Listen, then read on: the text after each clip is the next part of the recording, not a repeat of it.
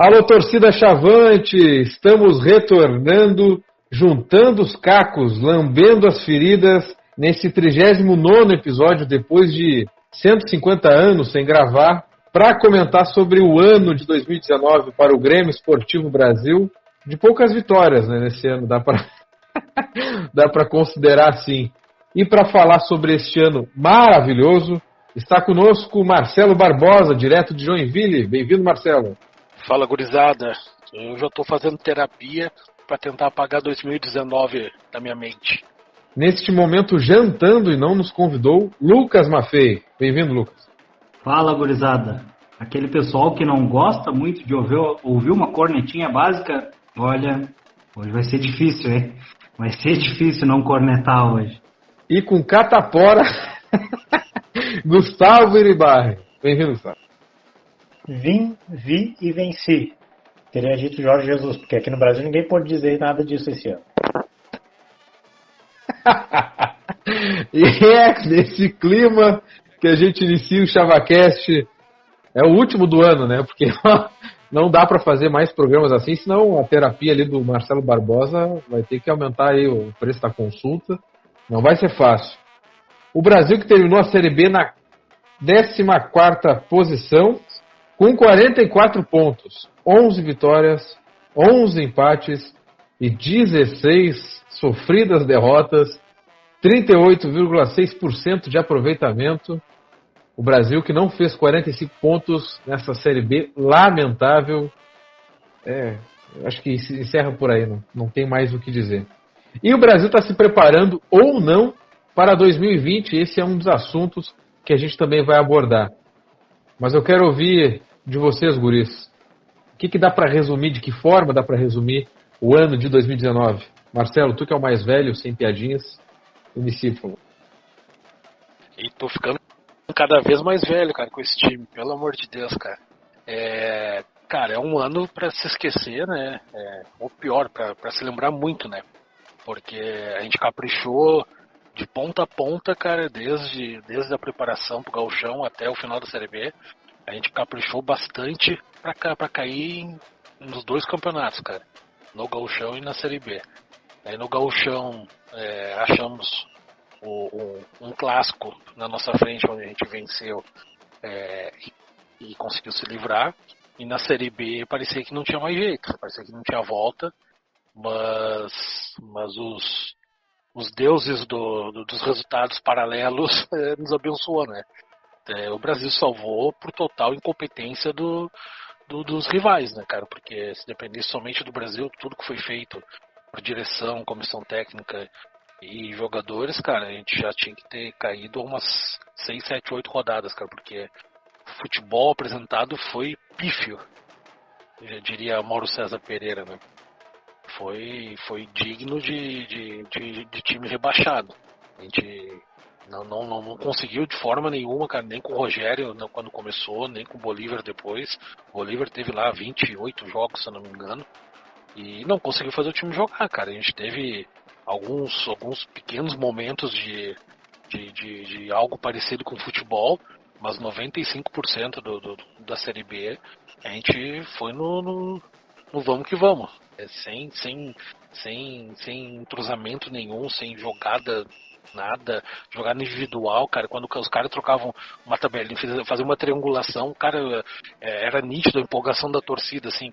Teve um jogo agora, um dos últimos, que o Ari Moura fez uma tabela com o Queiroz, devolveu um pro outro, aí o outro chutou de fora, o goleiro defendeu, a torcida foi a loucura.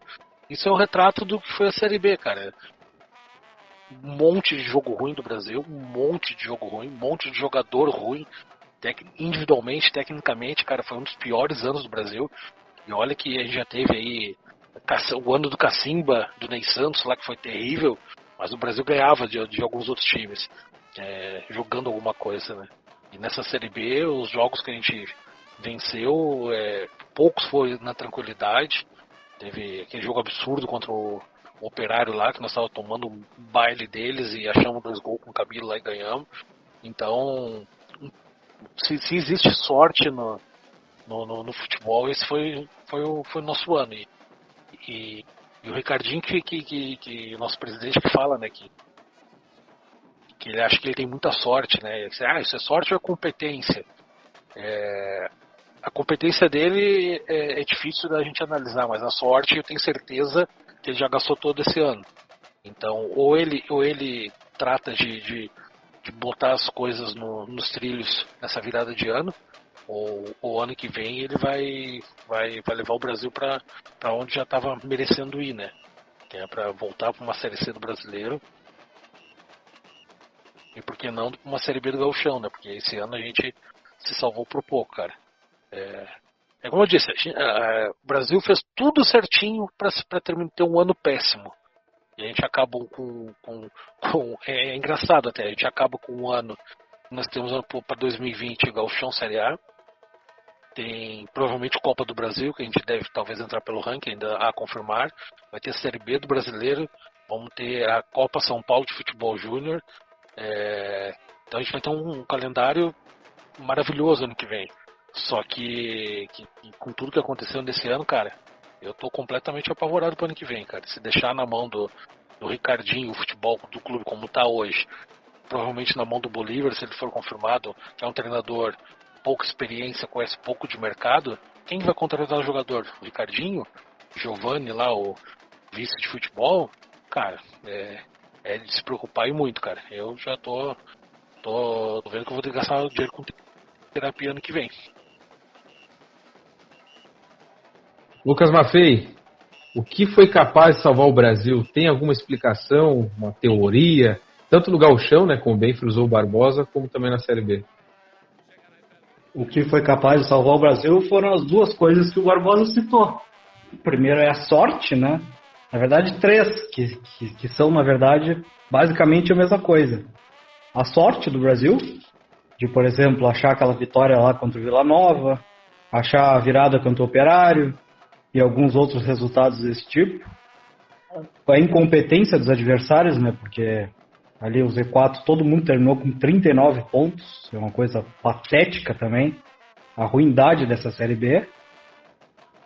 E é difícil, porque não se vê, pelo menos passa ano, vem ano, e o Brasil já sabe que vai começar atrasado em relação aos outros times, o próximo ano, e a gente não vê o Brasil se movimentar, o Brasil não tem treinador ainda, é sempre a mesma coisa. E aí agora, eu particularmente não queria a permanência do Bolívar, mas esse Bolívar não fica. Vamos só agora correr atrás de alguém, para daí esse alguém vir com uma listinha de jogador, para daí depois começar a correr atrás dos jogadores, e aí vamos começar mais atrasado ainda, sempre a mesma coisa. Parece que não tem ninguém lá pensando que, ano que vem, em janeiro, ano que vem a gente vai começar atrasado, mais atrasado do que os outros, a pré-temporada. Por que a gente lá por outubro, quando tiver basicamente, ou nós caímos ou não vamos cair mais, já vamos começar a pensar o ano? É sempre a mesma coisa. Agora quando primeiro acabar a Série B e depois nós vamos ver quem é que vai ficar e quem é que vai sair. É sempre a mesma coisa. E passa ano, vem ano e nada muda. Ninguém pensa, parece que tem que começar a pensar isso cedo. Apesar de repetitivo, né? Porque acho que começa aí já começou aí o nosso problema, porque chegou lá no Gauchão, veio treinador novo que ninguém conhecia, veio um monte de jogador novo que ninguém conhecia, aí a gente empolgou um pouquinho ali no início, depois a gente viu que não ia dar, né? Não fosse o Brapel lá, a vitória no Brapel, e uma virada improvável também contra o São José no Passo da Areia, a gente já estava na segunda divisão do Gauchão, lá no início já. Aí a gente conseguiu passar um sufoco contra o horrível daquele Tubarão lá na Copa do Brasil, e ganhamos mais uma graninha na Copa do Brasil.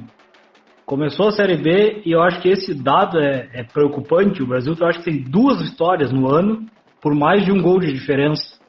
Ganhou do São José por 3-1 e ganhou de alguém agora na Série B por 2 gols de diferença também, que eu já não lembro mais. 2-0, eu acho. Então é preocupante isso. O Brasil não faz gol, o Brasil tomava muito gol, o Brasil não apresentava futebol. E as nossas vitórias eram sempre algum gol de escanteio, uma falta na área, algo parecido assim, um chute do Pelezinho aos 55 do segundo tempo de fora da área que o goleiro aceitou. É preocupante mesmo esse nosso ano, porque se ninguém de nós aqui morreu infartado ao longo do ano, a gente não morre mais. E talvez, se o Brasil não caiu, talvez o Brasil não caia mais. Ou talvez caia, né? Vamos ver o que vai acontecer. Gustavo, não sei o que sobrou pra tu dizer, rapaz, mas tem muita coisa ruim pra dizer sobre esse ano. Pra ti, o que foi pior, assim, no planejamento, se é que houve algum, desse Brasil de 2019? O que foi pior, o que te chamou mais atenção, que pode ter ocasionado tudo que a gente vivenciou? Eu me lembro lá no começo, agora não lembro se foi no começo do ano, não, mas então, provavelmente no começo da Série B, num dos programas a gente discutia dos piores times que ia ter no campeonato, e eu dizia que o Brasil era um dos piores times que ia ter nessa Série B, e aí todo mundo, não, porque se tu não viu o Cuiabá, tu não conhece o Operário, não sei o quê. Hoje eu pergunto pros meus amigos, teve time pior que o Brasil na Série B? Não. 4 pior tiveram. Ah, teve 4 times que tiveram um desempenho na tabela pior, mas não teve time jogando um futebol pior que o do Brasil no campeonato. A gente salvou por sorte, pela incompetência dos outros, porque a gente foi a Londrina e tomou um banho de roda do Londrina, um banho de bola do Londrina rebaixado. Tá bem, ganhamos na Baixada, enfim.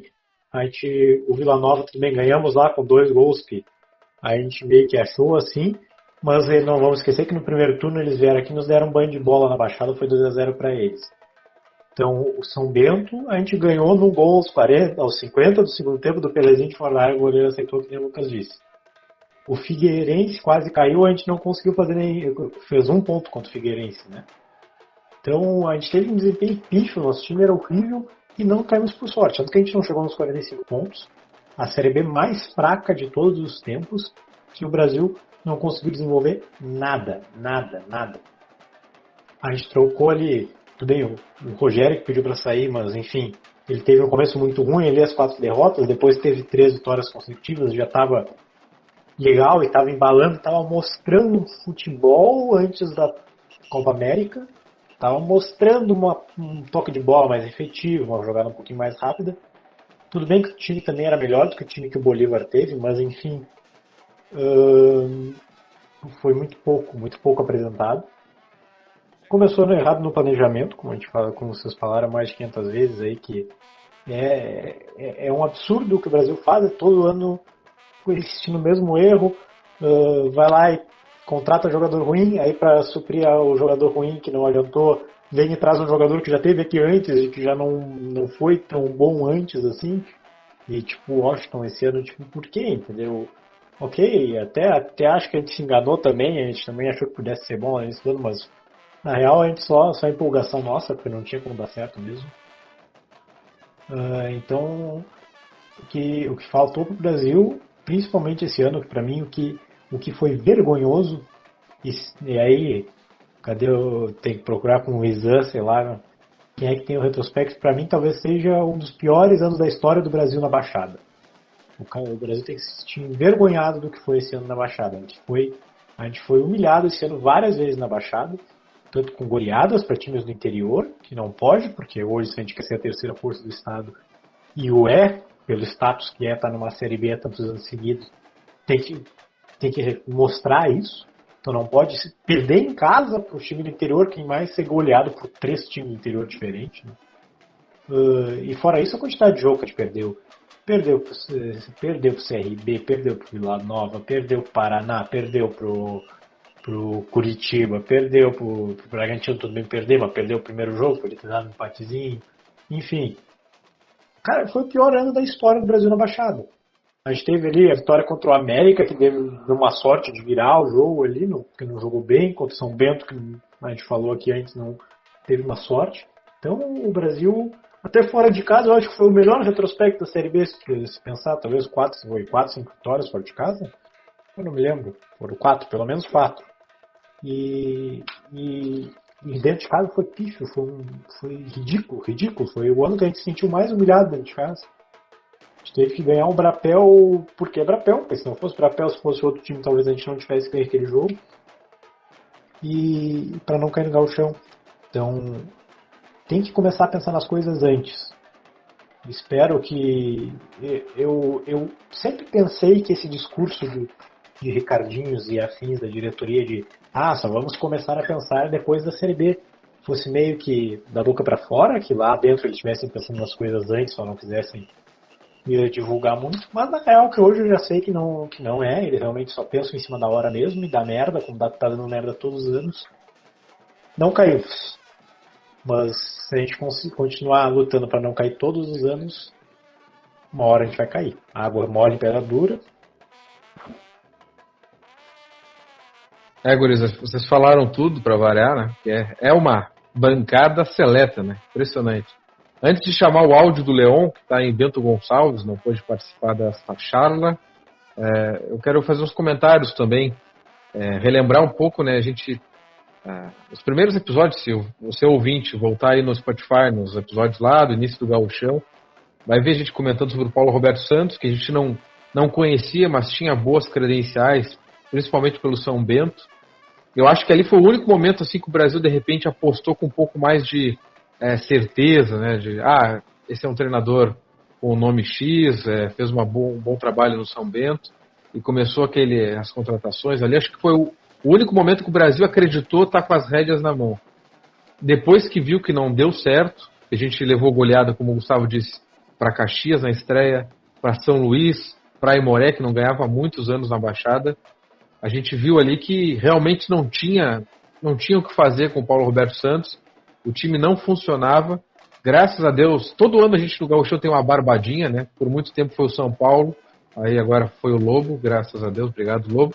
E aí isso aí nos deu uma pontuação necessária para respirar e para escapar de um Gauchão curto e também de um nível. Tem campeonatos estaduais bem piores, né? O Gauchão certamente está entre os 5 principais estaduais do Brasil, mas mesmo assim não é aquele nível de campeonato. O Brasil escapou com as calças na mão. Depois daí foi só desespero. O Rogério chamar de volta foi um ato de desespero. A Copa América ali, naquela pausa, salário atrasado, aquela confusão,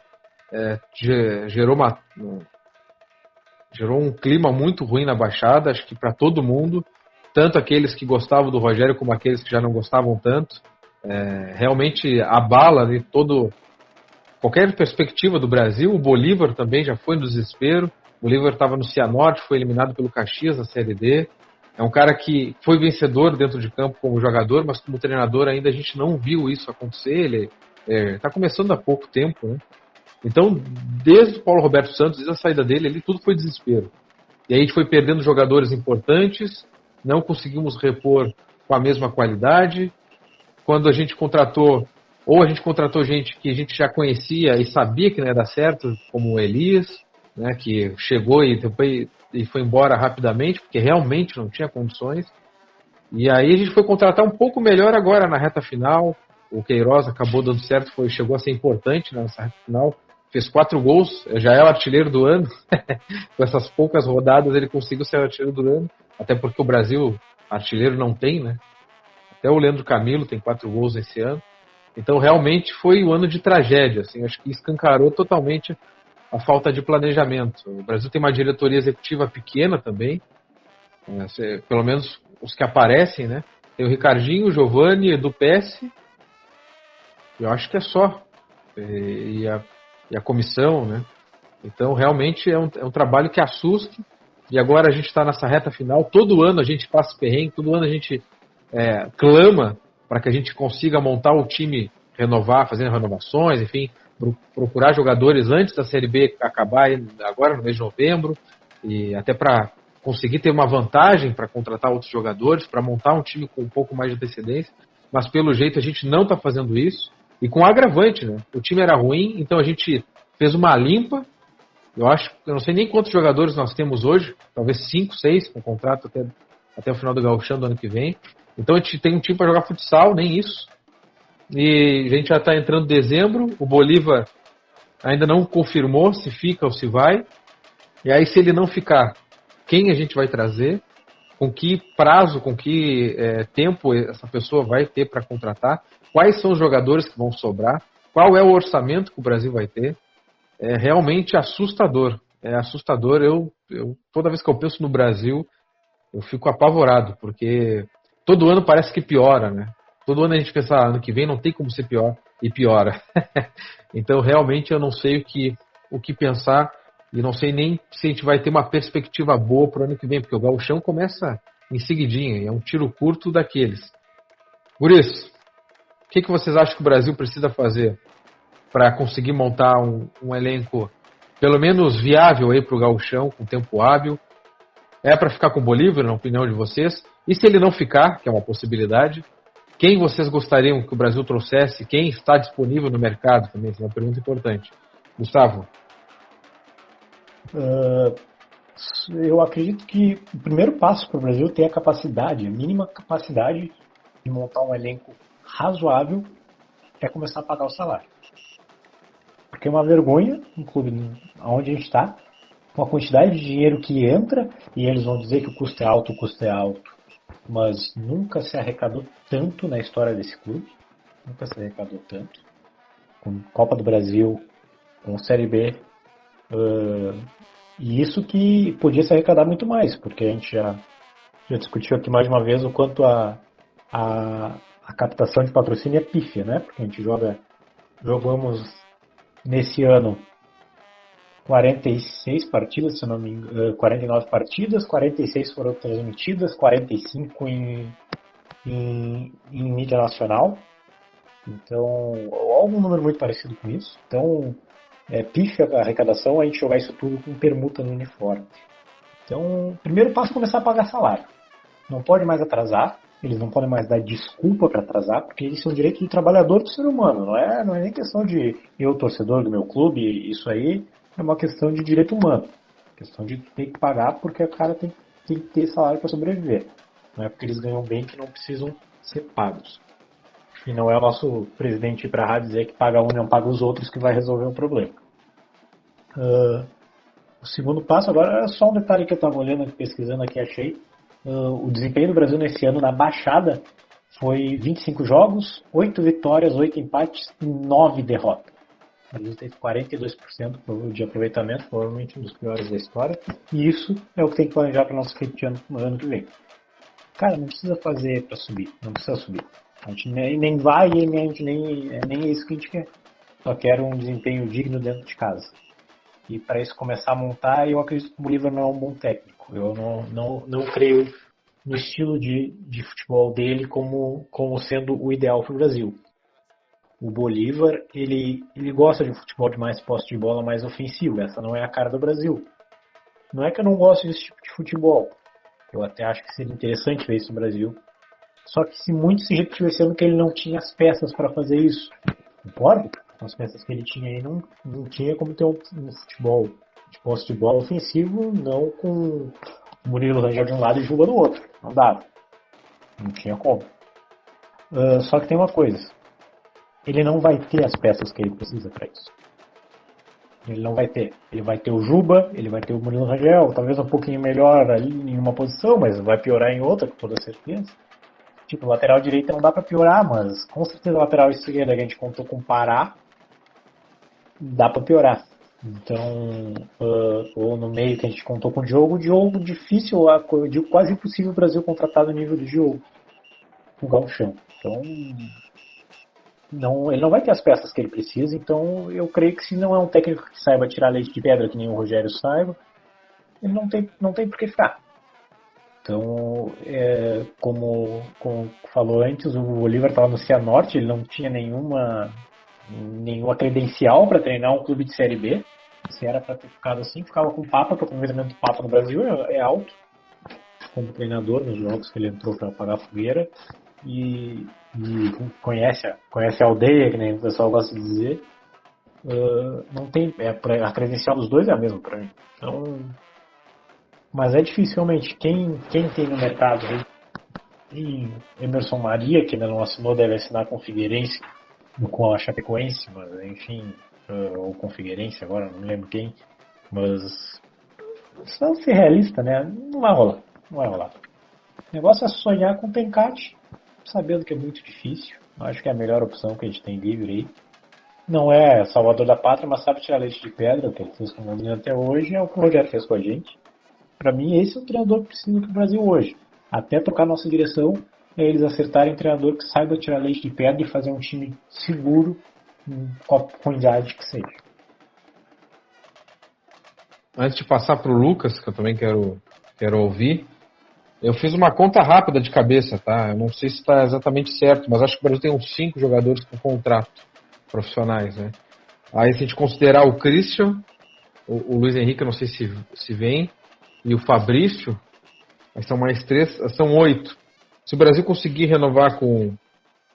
que saiu na imprensa, né? Que o Brasil ofereceu contrato para o Aguiar, para o Camilo, para o Juba, né? O Brasil que tem interesse na permanência do Juba, para o Cadu, para o Leandro Leite e para o Everton, né? Talvez o Brasil chegue a 14, todo mundo renovar. O problema é que está difícil. E um detalhe, o Brasil tem a possibilidade grande de perder o Carlos Eduardo, já foi eleito inclusive o melhor goleiro da Série B, agora já na seleção da Série B, realmente ficou todo o campeonato na Série B, mas agora já definitivo como o melhor goleiro da competição.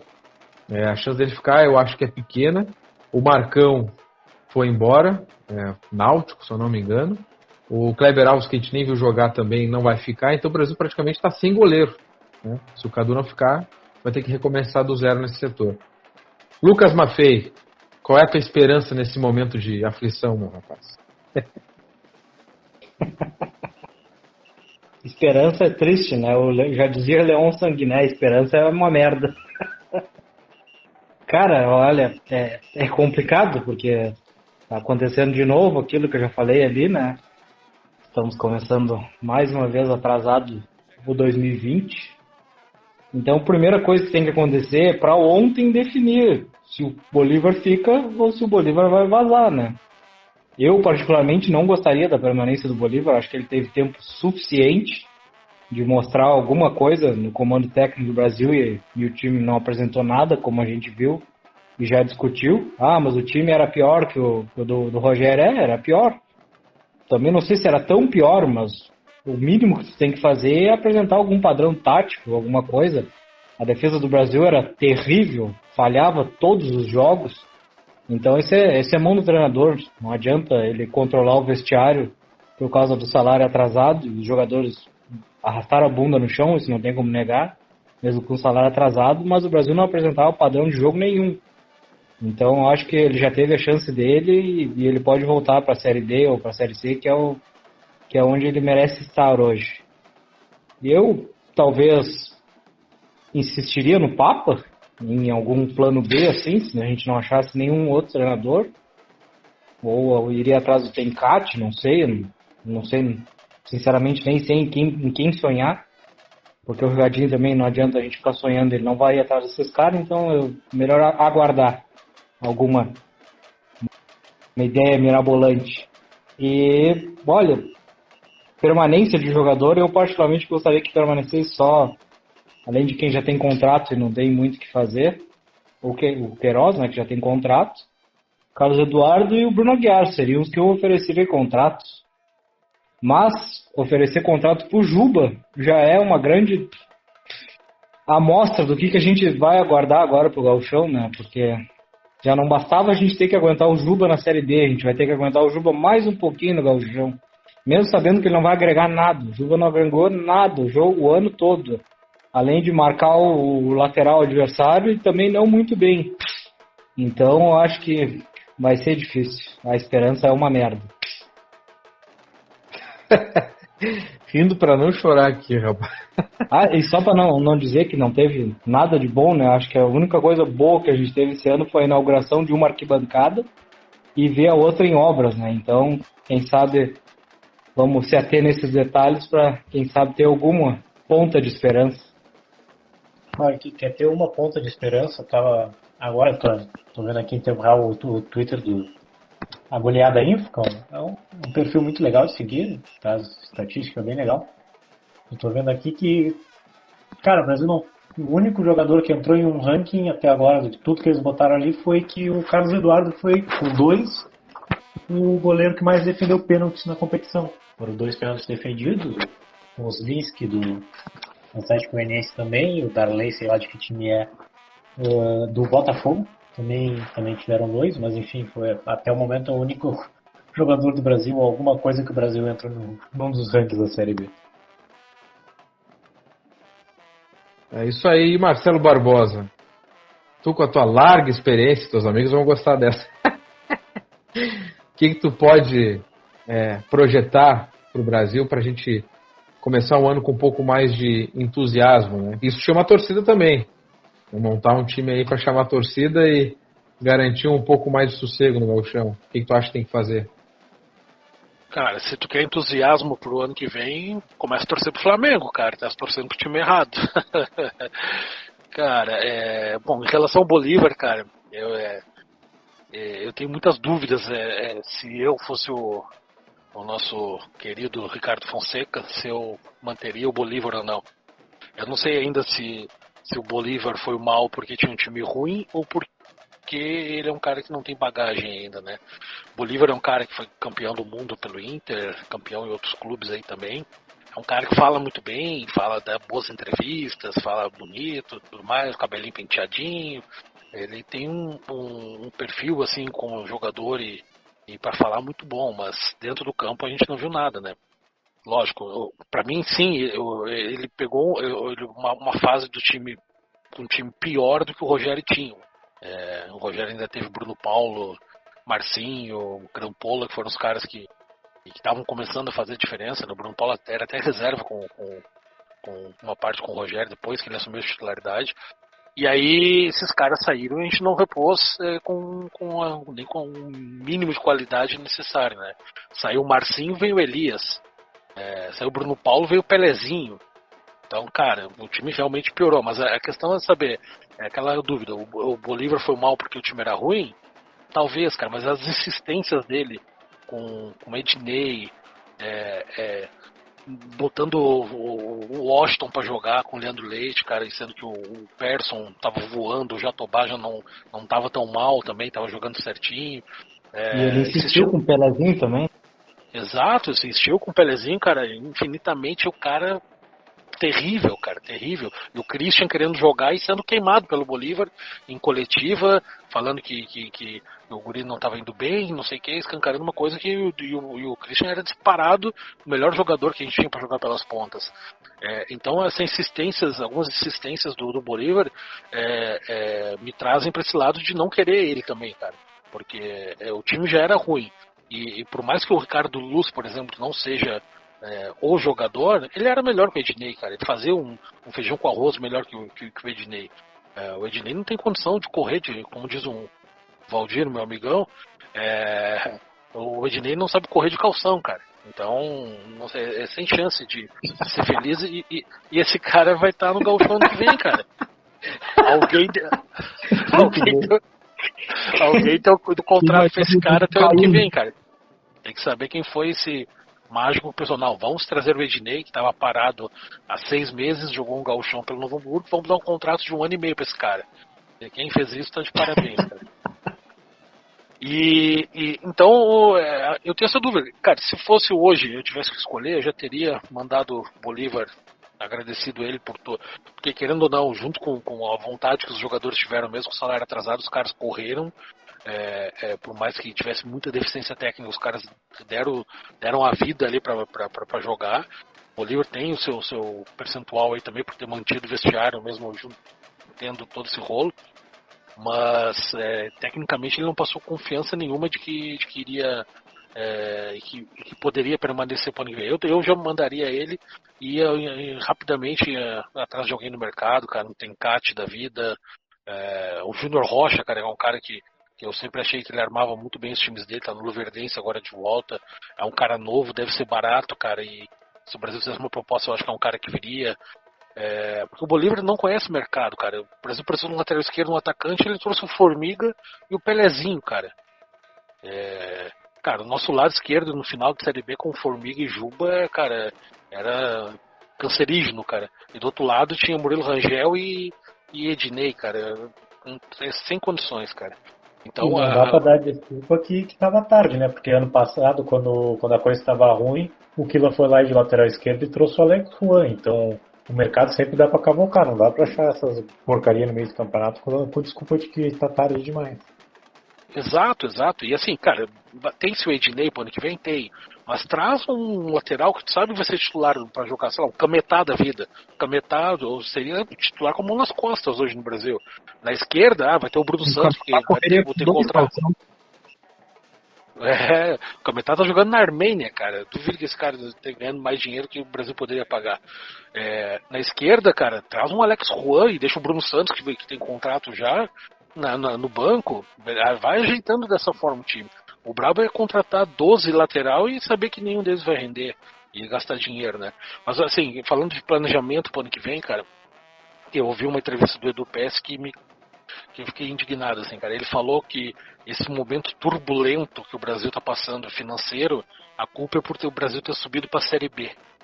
Ali eu vi que os caras que estão tocando o clube, que comandam o clube, têm esse tipo de pensamento. Se o Brasil tivesse se mantido na Série C, acho que ele pensa isso, né? Não teria tantos gastos, uma folha tão mais pesada, e poderia estar melhor financeiramente. E vem me dizer que o Brasil arrecada 16 milhões por ano e não tem dinheiro para pagar Pelezinho, Van Basten, esses caras assim, cara.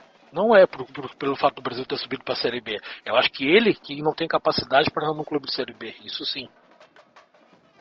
Não, detalhe, muita gente não sabe. O Edu Pesce trabalhou no Pelotas alguns anos atrás, antes do Brasil, e chegou no Pelotas dizendo que o Pelotas tinha condições de ter 10 mil sócios. Um cara que diz isso não tem salvação, cara. Ele não é nem corneta, é realidade. Acho que nem um torcedor do Pelotas. O Pelotas, acho que a última vez que passou de 5 mil sócios, acho que nunca passou, cara. O Pelotas nunca chegou nem a 3, talvez. Então tem que ter 10 mil pessoas no estádio. Mas, Nossa, cara, estão com 600 sócios hoje. Só tu analisar, o Edu PS, cara, a gente é muito difícil, a gente não sabe às vezes internamente o que o cara faz ou deixa de fazer, mas ele veio para ser diretor de marketing, né? Não sei se marketing exatamente era o cargo, mas era para alavancar o sócio, era para fazer campanha de sócio. Ou seja, o Brasil não teve nenhum sucesso nessa parte. O Brasil não aumentou o número de sócios, segue com a mesma oscilação de ciclo, porque, e aí isso a gente já discutiu aqui em outros programas, é só o pessoal ir ali buscar os episódios anteriores. É pífia a forma que o Brasil trata os seus sócios, é ridículo. E por isso não arrecada mais.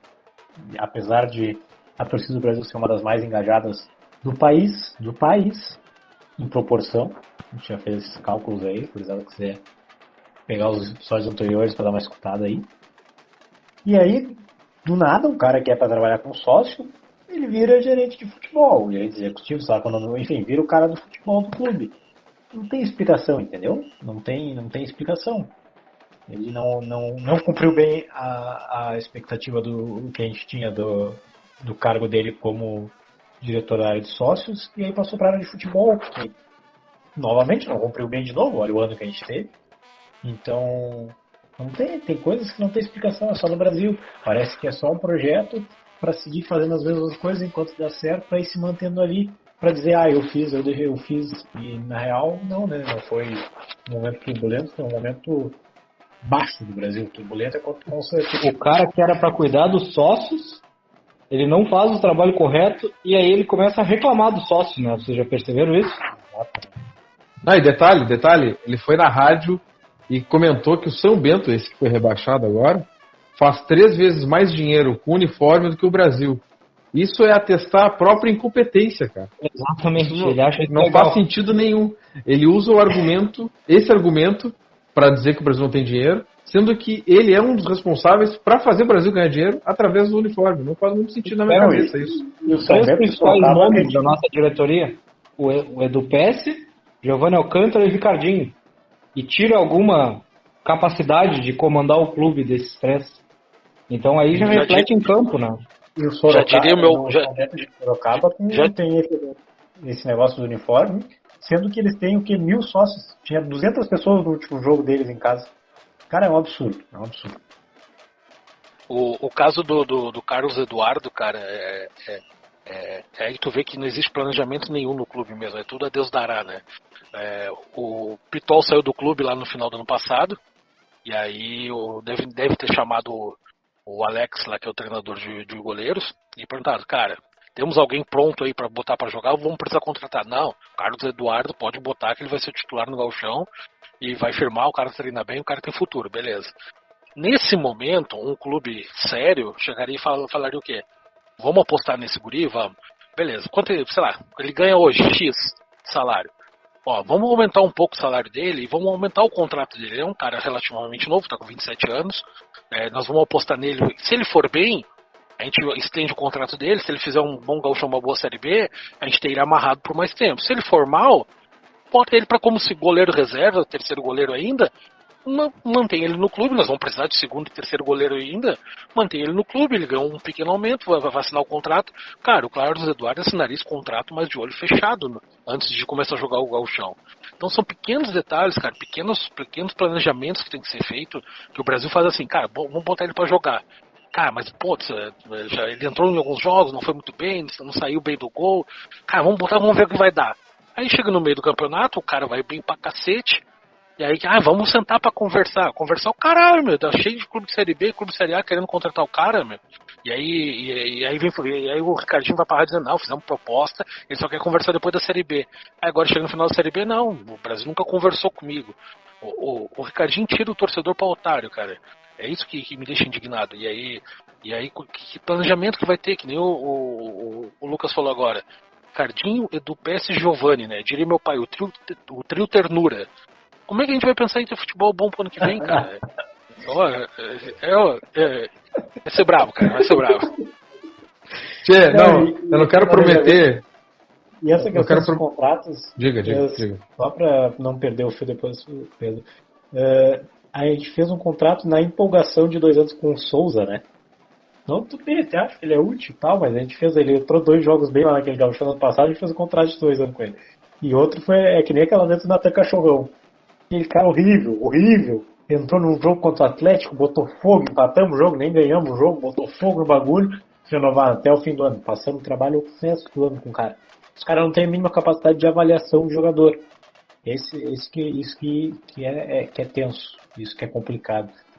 É por isso que falta mais algumas peças também de comissão técnica permanente no clube, e é por isso que para mim é tão importante que o Papa siga sempre no clube, assim, porque é alguém que conhece futebol, que pode começar um pouquinho mais a dar essa cabeça a longo prazo para avaliação de jogador. Acho que para fechar essa parte, eu não quero prometer data porque eu estou realmente me mudando de apartamento e cancela a internet, contrata a internet, é aquela confusão toda. Então, mas já está quase pronto o levantamento do número de sócios de todos os clubes da Série B durante o campeonato. Eu também vou colocar outros dados, sei lá, a renda per capita, né, das pessoas que moram nas cidades, a população dessas cidades, enfim, para a gente comparar e comprovar na prática e nos números que a torcida do Brasil, ela obviamente pode ter muito mais associado, e para isso precisa trabalhar, mas ela não está de longe, ela é uma das mais engajadas, uma das mais participativas em números, é uma renda muito importante. A segunda maior renda, ano passado foi, e acho que esse ano vai ser também, foi a segunda maior arrecadação do Brasil no ano, perdendo apenas para verba de TV. Por exemplo, o São Bento tem uma torcida muito pequena. Os patrocinadores estão na camisa do São Bento não para vender aquela marca para a torcida do São Bento que é pequena. Ela está ali porque o São Bento é visto nacionalmente. Então todo mundo que está assistindo aquele jogo vai ver aquela marca. Aquela marca está ali por causa da TV. Se não tivesse TV Série B, o São Bento provavelmente teria um patrocínio muito menor, né? Então, quando o pessoal diz que a nossa região é mais fraca economicamente, e realmente impacta, mas nessa parte, o patrocinador ele quer mostrar a imagem dele.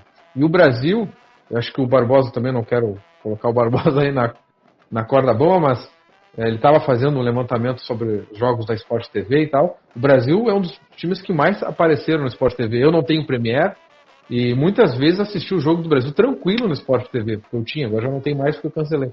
Mas, enfim, o patrocinador está ali para vender essa marca nacionalmente. O Brasil hoje tem esse não é um portfólio, mas o Brasil tem essa forma de oferecer para o patrocinador, a gente vai jogar Gauchão, vai jogar Copa do Brasil, vai jogar Série B. São 40 e poucos jogos por ano aparecendo para o Brasil inteiro. Então é realmente lamentável as desculpas. É óbvio que fazer futebol em grande nível, o único que faz o futebol em grande nível, assim, em competição em Pelotas, é o Brasil. Sempre foi, sempre será. Porém, não dá pra gente se agarrar nessa muleta também não dá para sair chutando a nossa torcida, avacalhando a nossa torcida, dizendo que se não é sócio que fique no radinho, apagando, já como em outras vezes aconteceu, apagando faixas históricas do nosso estádio. Isso tudo vai minando o ânimo da torcida. Eu nunca vi a torcida do Brasil tão desanimada como eu vi esse ano. E a gente está vivendo um calendário, um momento muito especial em termos de competição, em termos de perspectiva. A gente está construindo estádio.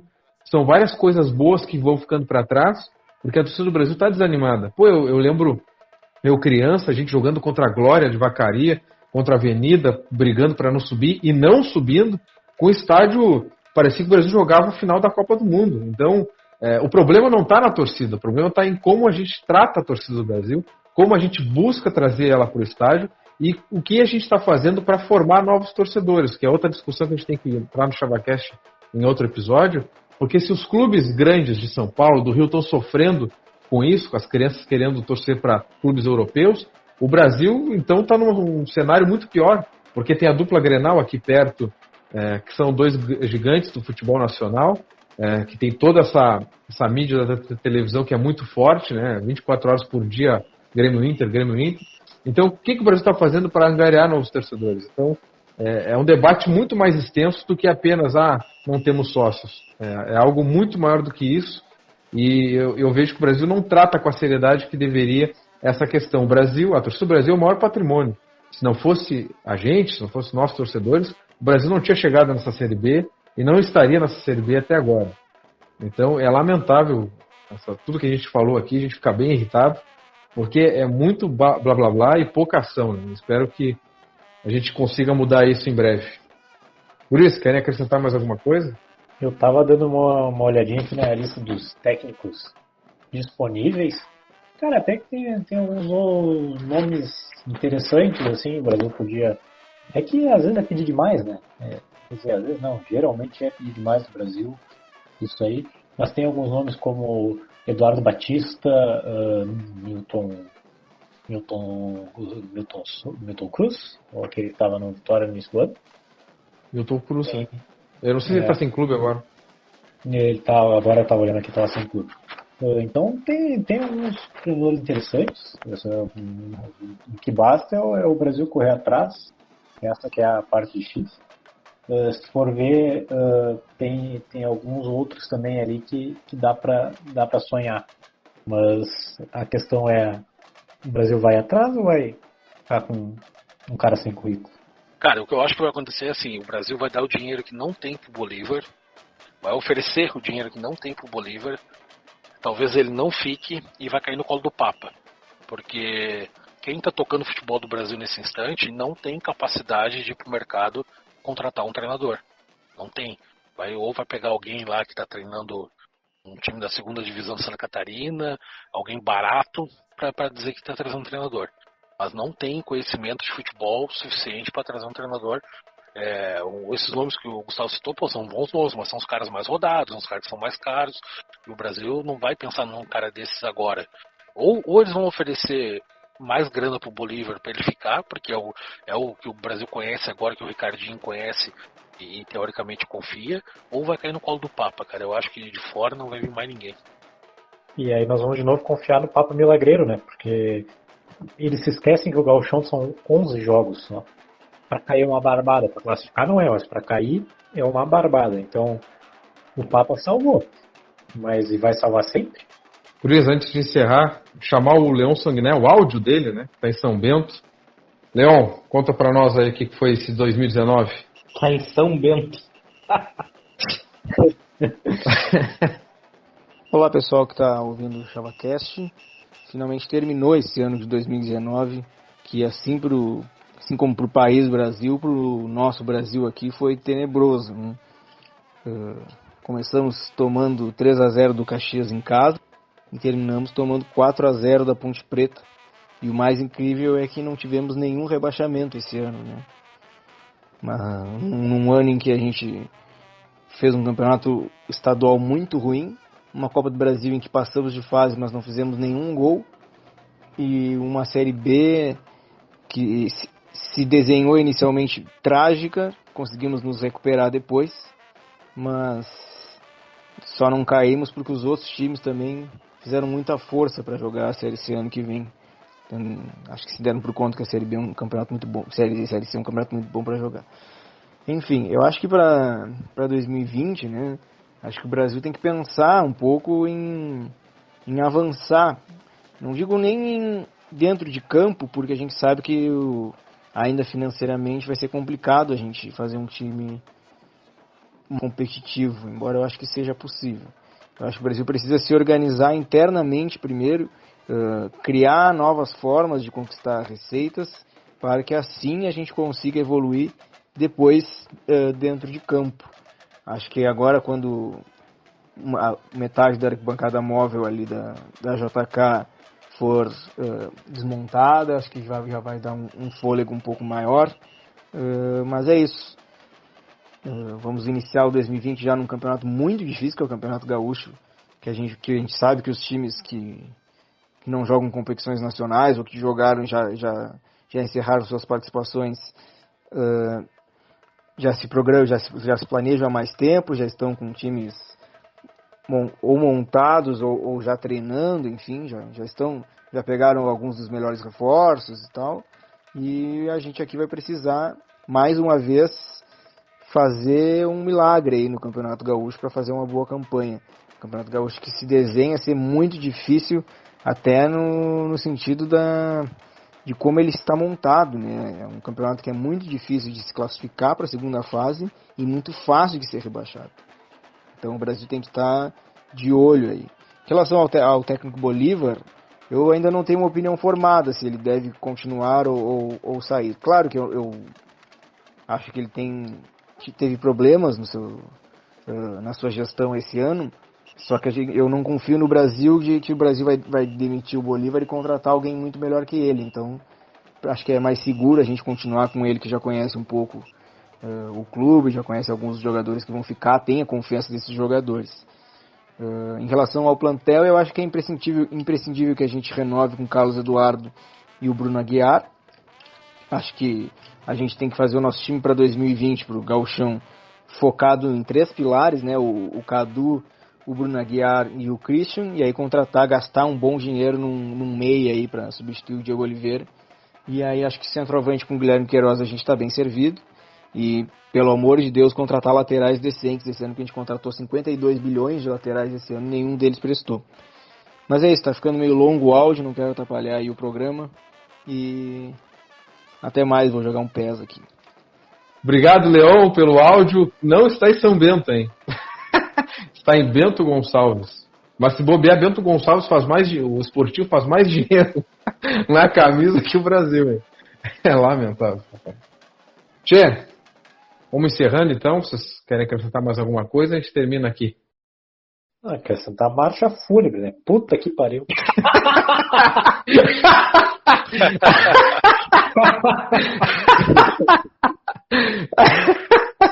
Acho que a gente pode terminar com alto astral depois.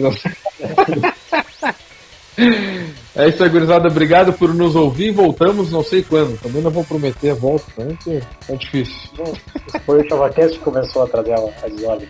Ah, pior. Valeu, gurizada. Até a próxima. Dizer isso na entrevista, né? Aqueles guris lá que fizeram eu perder minha sorte. Falou, gurizada. Até mais. Até mais. Um abraço.